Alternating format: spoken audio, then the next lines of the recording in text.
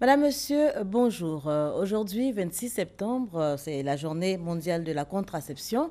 La contraception, une méthode pour espacer les naissances, une méthode pour également éviter les grossesses non désirées. Combien sont-elles les femmes qui en font usage? Combien y a-t-il de moyens de contraception? Éléments de réponse dans ce dossier proposé par Ami Sissoko. Un bras anesthésié, 2 petites capsules insérées sous la peau et pas de grossesse pendant 5 ans. C'est le choix de cette dame, mère de 3 enfants. Si tu as un nouveau-né dans ta main comme ça, tu ne peux rien faire. Mais si tu n'as pas d'enfant, là, tu peux faire tes activités à n'importe quel moment que tu veux. Comme cette dame, ce sont 21% des femmes de la commune de Marcory en âge de procréer qui sont sous contraception et suivies régulièrement par le service de planification familiale de l'hôpital général. Aujourd'hui, près de 18 femmes sur 100 utilisent la contraception en Côte d'Ivoire, contre environ 60 sur 100 au Kenya. Ça permet d'espacer les naissances. Il ne faudrait pas qu'il y ait des enfants trop rapprochés, ça fatigue la maman. Il y a 4 ans entre mes enfants. La contraception, c'est une méthode pour permettre aux femmes de décider de ne pas faire des enfants pendant une période. Nous avons la méthode naturelle, les pilules, les dispositifs intra-utérins, les injections et puis les implants. Il faut rechercher les facteurs de risque chez elles avant de lui proposer une méthode. Malgré le bien-être que les méthodes contraceptives peuvent apporter aux femmes qui ont déjà procréé et à celles qui n'ont pas encore procréé, notamment les jeunes filles, des appréhensions existent quant à leur utilisation. Ça m'intéresse même pas, les pilules. Parce que si tu suis ton cycle normal, il n'y a pas de problème. Il y a des soeurs qui ont pris, quand elles prennent les pilules, elles saignent plus. Du côté des religieux, les avis sont aussi contrastés. À un moment donné, nous allons arriver au objectif final, 0 enfant. On ne nous dit pas les conséquences de ces contraceptions. Où aujourd'hui, toutes ces formes de cancer qui surgissent, toutes ces formes de personnes qui sont obèses ou qui développent certaines pathologies. L'islam permet aux musulmans d'user des moyens qui peuvent lui permettre d'espacer la naissance.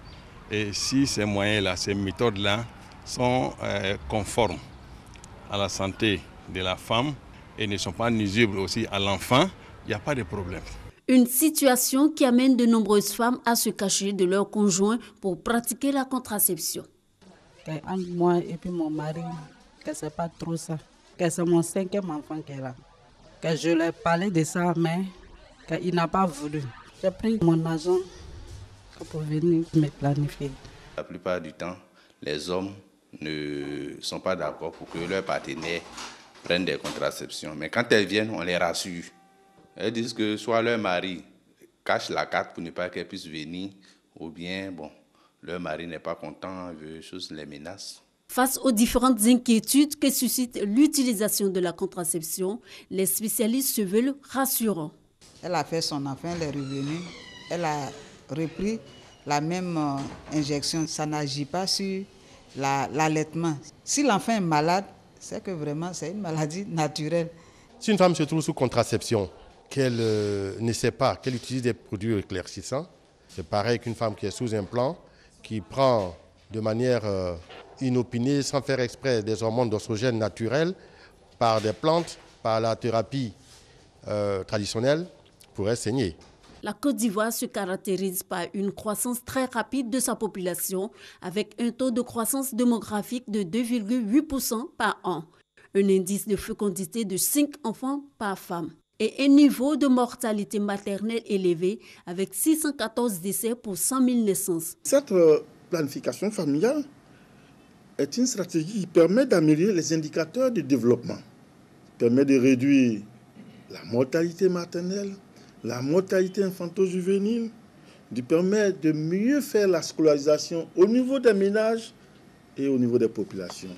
Chaque année dans le monde, l'OMS enregistre 80 millions de grossesses non désirées, dont le cas se termine par des avortements avec 70 000 décès.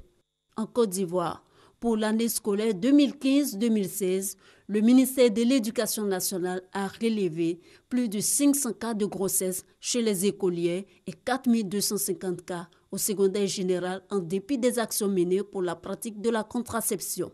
En 2015, quand nous faisons le bilan de 2016, l'usage de la contraception a permis d'éviter 350 000 grossesses non désirées et 1800 décès maternels. Les produits sont accessibles. La pilule, elle est à 150 francs.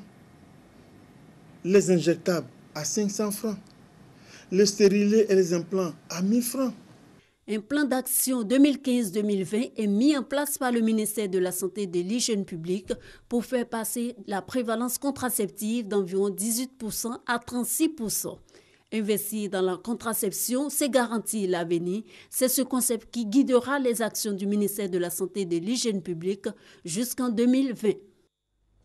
Voilà, c'était un dossier signé Ami Sissoko. MIVA 2016, le marché ivoirien de l'artisanat a refermé ses portes hier dimanche. Des portes qui ont été ouvertes le 21 septembre dernier et qui ont enregistré près de 30 000 visiteurs venus de la Côte d'Ivoire, mais également des pays de la sous-région. On fait le point avec Francis Boifou.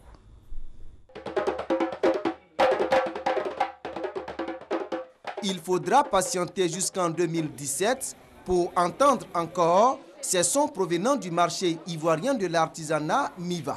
L'événement a refermé ses portes à Abidjan. Le MIVA 2016 a enregistré environ 30 000 visiteurs selon les organisateurs. Le MIVA a permis à certains artisans, surtout aux consommateurs, de voir qu'en Côte d'Ivoire, il y a des produits qui sont réalisés par des artisans qui sont étonnants, comme vous-même vous le voyez. On a été très bien accueillis et il y avait aussi une grande prise en charge. Du côté business, pour le moment, on n'a pas encore visé sur le profit, mais on s'est fait connaître. Il y a déjà quelques propositions de partenariat. Outre la promotion, le MIVA a été une opportunité d'affaires pour les artisans africains.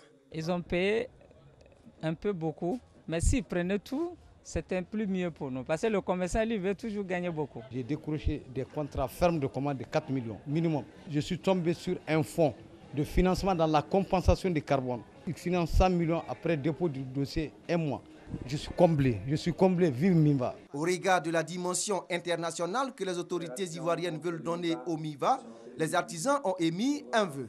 Le MIVA, je veux qu'on l'a organisé en même temps en 2017, en même temps le jeu de francophonie. Ça va donner un autre dimensionnel à MIVA. Il n'appartient pas à nous de le décider.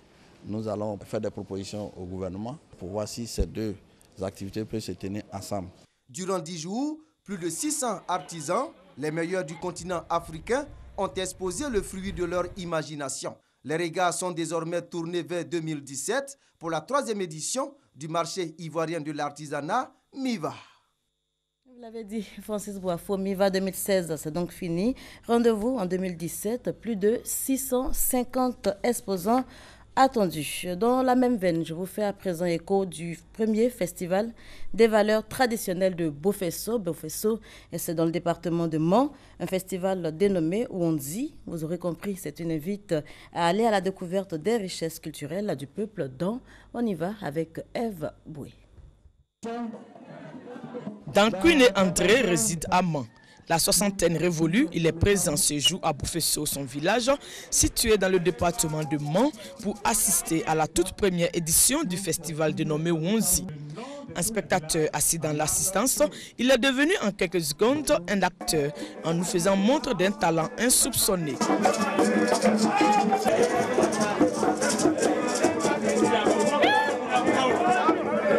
Cette danse est une grande danse de réjouissance au village. Les courses de masques, c'est cette danse-là qui anime. Alors quand ces manifestations se présentent, nous sommes heureux. Une manifestation pour replonger les spectateurs dans le passé. Faire revivre des pans culturels entiers qui tendent à disparaître afin de les léguer aux générations actuelles et futures. Ouonzi veut dire festival des valeurs traditionnelles. Et c'est au village que les valeurs traditionnelles sont conservées. Donc, raison de plus de venir auprès des sachants pour apprendre notre histoire. Une histoire ou une culture multidimensionnelle à préserver malgré les influences de l'extérieur. Pour Pour cette première édition, la réflexion a porté sur le thème « Religion révélée et valeurs traditionnelles, contradiction ou complémentarité ». Une conférence a été prononcée à cet effet par des religieux. Tout ce qui est dans la culture qui contribue à solidifier la paix, l'unité entre les hommes, cela est à promouvoir. Promouvoir donc les valeurs culturelles de Bofesso. Paris sans doute réussi pour ce premier essai. 3 jours pendant lesquels le patrimoine culturel de Bofesso a été révisité. Danse, jeux de société, art culinaire et vestimentaire, artisanat ont fait la joie de nombreux festivaliers venus d'ici et d'ailleurs. Hors de chez nous, l'actualité en images, on commence par les États-Unis. Premier tête-à-tête, Hillary Trump ce soir. Un débat télévisé décisif pour les candidats à la présidentielle. Débat qui donc aura lieu ce soir. La présidentielle, c'est, notez-le, pour dans 6 semaines environ. Donald Trump et Hillary Clinton sont au coude à coude selon les sondages. L'économie, la sécurité, l'avenir du pays au cœur des débats ce lundi. Accord historique entre FARC et gouvernement colombien. Les armes vont enfin se taire après 52 ans de guerre. La signature de cet accord de paix intervient après 4 années de négociations et ce sera également pour ce lundi. 124 personnes tuées en Syrie ces 3 derniers jours dans l'offensive lancée la semaine dernière par le régime syrien. La France, les États-Unis et la Grande-Bretagne donnent de la voix. La France dénonce des crimes de guerre quand Washington parle de barbarie. Et sur place, les armes continuent de se faire entendre. À présent, je vous propose de faire un tour sur ce qui a marqué l'actualité la semaine dernière. On y va avec Sidonie Davila.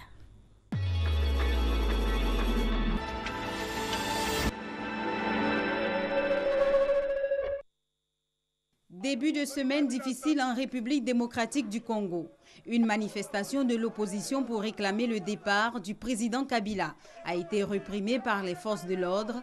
Bilan 17 morts selon les autorités, un chiffre contesté par l'opposition qui affirme plus de 50 morts au cours de ce lundi noir. Même climat de violence à Charlotte, en Caroline du Nord, aux États-Unis, où la mort d'un jeune noir abattu mardi par une policière a ravivé les tensions raciales. La communauté afro-américaine est descendue dans la rue pour dénoncer cette énième bavure policière à l'encontre des Noirs. Ce même mardi, au Brésil, l'ex-président Lula da Silva, dans le collimateur de la justice, a finalement été inculpé. Il est accusé de faits de corruption dans le scandale Petrobras. En France, c'est plutôt les primaires qui alimentent les débats à droite. Mercredi, la haute autorité pour les primaires a levé le voile sur les personnalités retenues. 7 candidats sont en lice. Ils ont 2 mois pour convaincre les militants. Le candidat vainqueur représentera la droite à la présidentielle de 2017. Loin de la France, un bateau transportant plus de 300 migrants a coulé au large des côtes égyptiennes dans une ville à l'est d'Alexandrie, alors qu'il se dirigeait vers l'Europe. Le bilan du naufrage s'élevait jeudi à 51 morts.